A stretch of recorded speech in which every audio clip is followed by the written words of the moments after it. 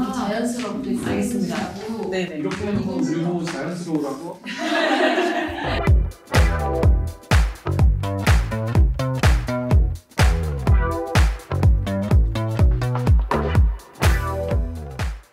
오늘은 이 책이 아마 제일 핵심이 될 것 같아요. 고객. 네. 고객. 거기 자료를 정리하면서 제일 많이 나온 단어가 고객이고요. 우리 지난번에도 얘기를 했지만 대표님께서 이제 여기 컬리를 창업하게 된 가장 대표적인 계기는 네.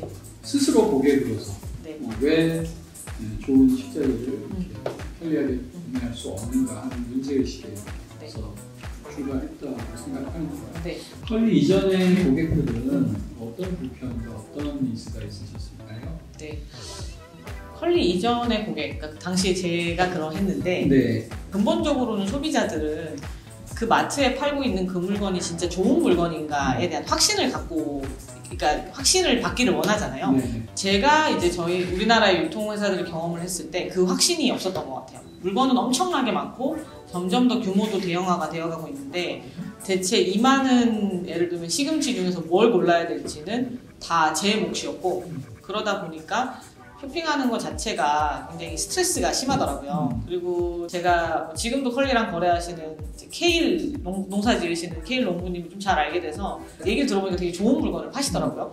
이 물건을 마트든 유통업체에 납품을 하면 그쪽에서 잘 설명을 해줘야 소비자들이 그거를 선택을 할 수 있을 거잖아요. 저는 납품을 하는 곳들조차도 판매하시는 분들이 이 상품에 대해서 잘 이해를 못하니까 그냥 왜 이 상품을 사야 되는지를 소비자 인지를 못하는 거죠. 그러다 보니까 잘 안 팔리니까 점점 매출이 줄어서 어쩌다 보니 빠지게 되는 그러한 구조적인 문제들이 있구나. 즉 유통이 본질적으로 좋은 상품을 발굴을 하고 그걸 소비자들한테 잘 설명하는 게 근본적인 존재의 이유인데 그걸 아무도 제대로 하는 회사가 없다라고 생각을 한 게 소비자로서 굉장히 큰 문제의식이었던 것 같아요. 뭐 좀 첨언을 하자면 네네.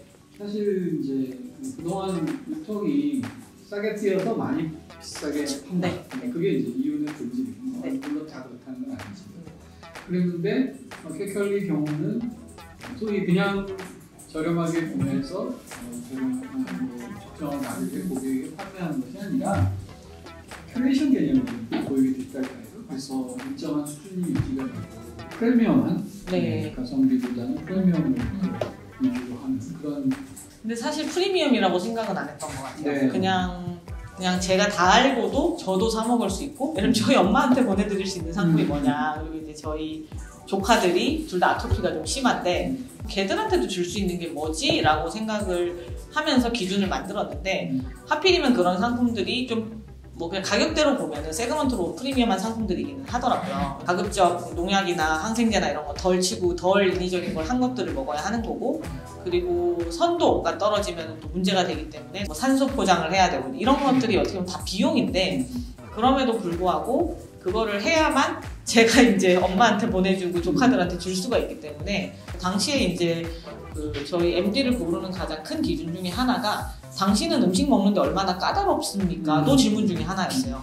실제로 그러다 보니까 그 사람들이 고른 상품들이 조금은 그렇게 보이는 형태였는데 비싼 걸 팔아야겠다 이런 생각을 하진 않은 것 같아요. 고객들한테 적당한 품질에 싼 걸 주는 게 제일 설득이 쉽고, 특히나 이제 온라인처럼 보지 않고 사야 되는 채널의 특성상 비싸면 되게 허들이 높거든요. 네.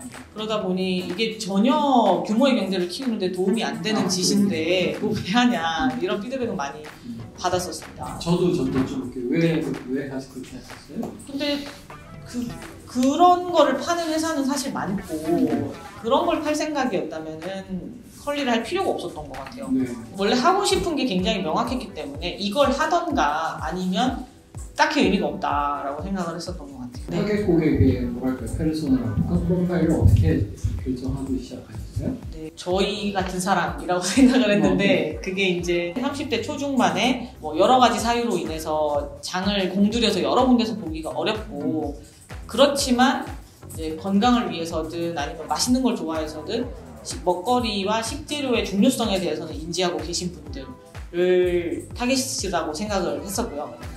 이제 그런 것들 때문에 사실 새벽 배송이라는 아이디어도 나왔었던 것 같아요. 이분들 주로 낮에 없으니까 이제 좋은 식재료를 구하기 위해서 인터넷에서 막 공을 들여 뒤져가지고 이제 K를 샀는데 그게 오면 그 왔다라는 택배 문자를 받은 그 시점부터 계속 잡으라서 이거 회사에 앉아서 이게 괜찮을까부터 시작해서 대체로 다 바쁘시잖아요. 그래서 집에 앉아서 이걸 기다리고 있을 수가 없는 분들에게는 되게 유용한 시간대겠다라는 생각을 했었습니다. 팜 투 테이블 타임이라고 저희가 늘 이야기를 하는 골든 타임을 24시간 이내로 맞출 수 있는 유일한 방법이기도 하거든요. 그래서 생산자들 입장에서도 내 좋은 상품이 유통사의 잘못, 그러니까 유통사가 뭐 배송을 잘못하고 관리를 잘못해서 고객들이 만족도가 낮은 것만큼 속상한 게 없는데 그거를 잘 해결해 줄 수 있는 시간대이기도 했습니다.